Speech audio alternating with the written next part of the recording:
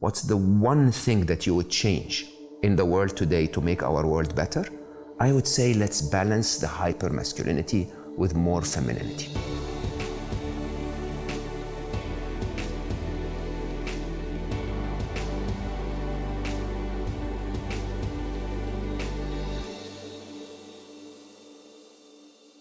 Welcome back to the second episode in our series Joy to the World with Mo Gawdat. And today we're gonna talk about the feminine energy.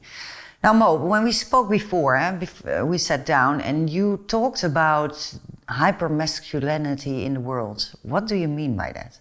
I think it's important to start by defining what is masculinity and what is femininity, because I think that concept is really misunderstood.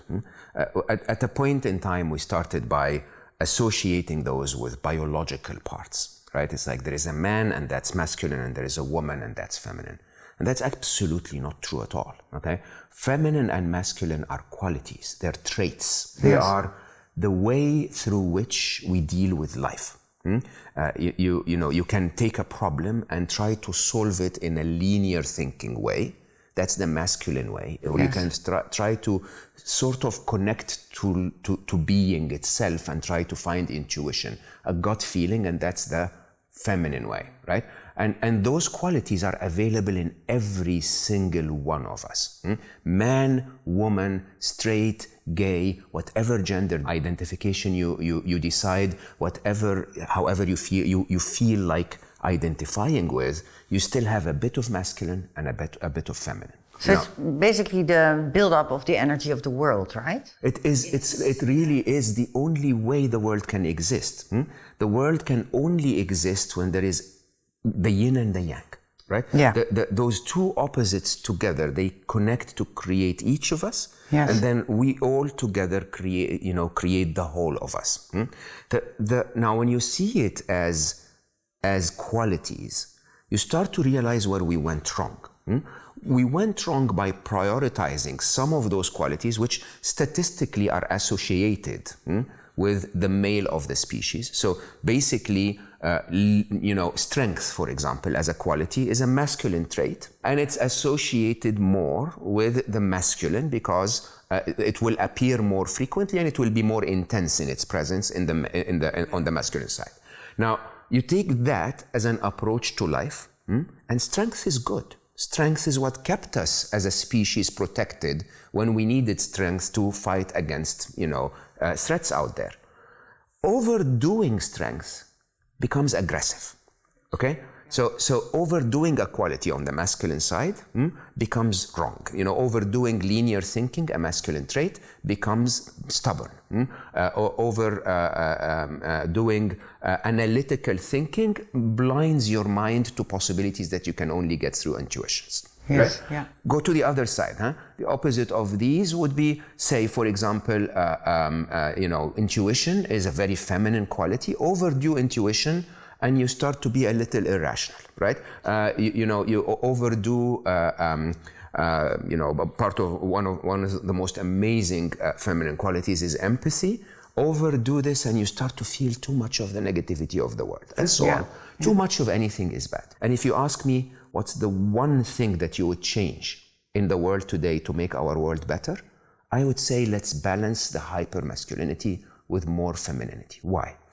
Because most of the decisions we do in the modern world, because we want more profits and we want more achievements and we want more success. Doing and to achieve success, doing is the masculine, being is the feminine. Because we want more doing, we end up in a place where we prioritize the masculine. We have too much masculinity, even in the feminine ones of us, when we show up at work, when we show up in relationships, when we show up in anything that we do. The idea of our world today is we always use a masculine approach to do almost everything. If the other guy annoys us, then what do? We use aggression, we use strength, we fight against them, we have competitiveness, and so on and so forth. If you take the feminine way, if someone differs with us, we may be able to have compassion, understand how they feel, understand their situation. We may be able to communicate.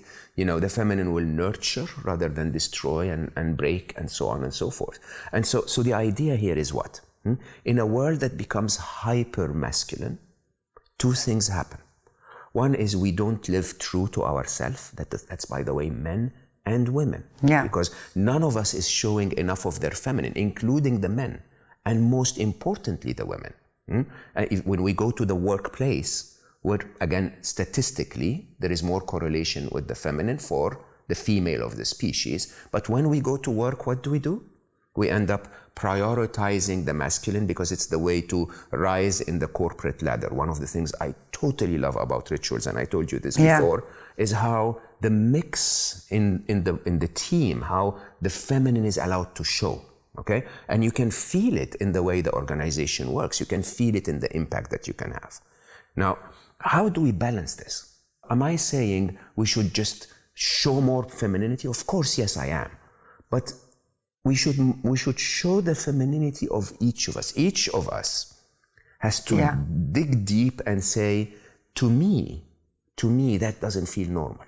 Okay? To me, to be in the corporate space or in my relationship or in my interactions with my parents or whatever, all of that conditioning that told me I have to do and I have to be, strong and I have to be all of those things, those characters, if they're not you, then once again, like the, soulful living, we have to go back and reflect and say, who is me? What is my truth? Who am I? Why do some traits get feel exaggerated? Maybe. And they feel unnatural to me, but there are other traits where I feel I'm at home. I feel that I can perform them and go through life with them. How would you know if you lean more towards the feminine or the masculine energy? Because it's not something you can measure, right? Actually, interestingly, it is. Yeah. So one of my next books is all about that. I call it Her, and it's all about the idea that you can actually measure the presence of those qualities in you. Oh, that's amazing. Yeah, because so think about it this way. I personally am almost in the center. I have enough femininity and enough masculinity. I'm a man, but that doesn't mean I'm masculine. Okay. No. Well, the most interesting thing in that analysis, by the way, is that some of the most impactful men that have ever affected our planet are more feminine than masculine. Think about Gandhi. We spoke about Gandhi in the last episode. Non-violent resistance, empathy, all of those traits are what made Gandhi. And they're feminine. The ability to communicate so openly, the ability to relate that to the oneness of the universe. That oneness of the being is such a beautiful feminine quality. And only the feminine would say, oh, but my enemy, I can understand them too, right? More interestingly, Steve Jobs, in my view, who was seen to be that obnoxious, pushy, masculine leader. Absolutely. Yeah. His success was more because of his feminine qualities, not his masculine qualities. His success was because of creativity, a beautiful feminine quality, because of his appreciation for beauty, beautiful feminine quality, because of his empathy to his users' needs, and so on. Okay? Now, when you start to see that, you start to see the value of that feminine, the value that this brings to our world. Now, your question was, so how do I find it within me? Okay? Yes. How do I find that within me is literally by feeling when things are difficult for you, and if you do them in a certain way, and feeling if they're easy for you when you do them in a different way. Okay? So you take any problem that approaches you. If you feel that analytical thinking is the way that you normally do this and it works really well for you, then analytical thinking on the masculine side is your trait. Exactly. Okay? Yeah. But if you feel that you want to trust your gut feeling or you want to be creative in the solution, and that you do better this way, then the feminine is your strength. There are 3 stages. Stage 1 which is where we are right now, which is to say ignore the feminine altogether. Okay? Sometimes that's sadly the case in so many places and so many situations in our life. Stage 2 is, yes, have a few learned traits that do not comply to your nature, but embrace your nature fully and realize that these are learned traits. And the third is complement yourself with the right partner. Okay? So every successful, business I ever started, it succeeded because I started it with someone that had the things I didn't have. Okay, you know, every successful friendship that I ever had, it was because that person was a mirror that had included a few things that I couldn't naturally produce myself. Every good conversation you've ever had was because you managed to bring a few points of view and respect the other point of view that's brought by another, and then we have a complete picture. What would more femininity give to the world? Or to society, or to humanity even, for that matter? It's all the same? Yeah, it's a beautiful question. Femininity is life-giving. Do you understand that? Huh? Yeah. Life is given by the feminine. Yeah. And the view of the feminine of the world is much more holistic through intuition, much more inclusive in terms of that oneness with all being, and much more empathetic, connected in so many ways. Okay? The challenge we have in the world is that we are so good at doing, but we're doing a lot of wrong things.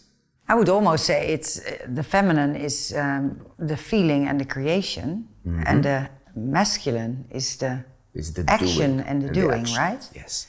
I think it's all about balance, but it's also about, we speak about the balance of body, mind and soul in the art of soulful living. I think this is about balancing your feminine and your masculine. Sometimes you need a little more masculine, sometimes you need a little more feminine. But I think the most important part is that it will add up to well-being. Absolutely. So the one thing, I mean, it's not a brainer. Huh? If we want to open up for joy to the planet, joy to the whole world, joy to all of us, okay, a bit more feminine will go a very, very long way. Well, lovely said. Thank you so much. In our next episode, we're gonna talk about negativity and how to overcome that. Tune in for the next one. Joy to the World with Mo Gawdat. Thank you.